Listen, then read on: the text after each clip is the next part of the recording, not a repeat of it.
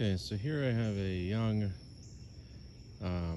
Granny Smith apple tree, and it's been having some pest problems. I've never grown apple trees before, but I had some beetle problems.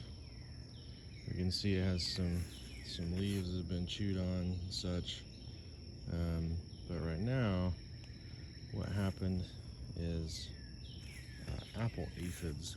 So if I zoom in, you can kind of see a little fuzzy apple aphid cluster there. And so it was a lot worse. And so what I'm trying to do, there's some more right there, you can kind of see them. And so that's not good for the tree, right? And so what I'm trying is neem oil, and I have put, there were some really big clusters on it.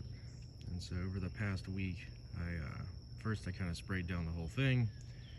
And then what I'm doing now, since that seemed to have gotten the big clusters out, is I'm coming out daily and just, if we have some little ones like that, then we're just gonna, take, I missed that one, but essentially gonna take them out, spray that kind of general area there. And just try to get the clusters, look, there's some starting there, I think too, yep, before they start. And so we'll just go around here, see if we see any of those little white puffs around here, and then we'll give them a quick spray to kind of get rid of them. And there's some down there, you can kind of see it. So we'll just kind of try to get those and see if this will help get them to go away. See there too. So they're trying to get up on there too. New growth. So we're gonna try to spray that. I've heard that it can.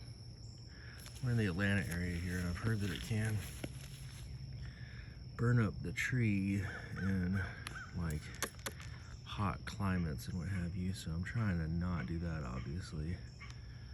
But yeah, the beetles, I think the birds will kind of take care of those. But yeah, I'm hoping that the aphids will get under control so they don't really bore in and cause other diseases and what have you to the tree. So yeah, we'll see.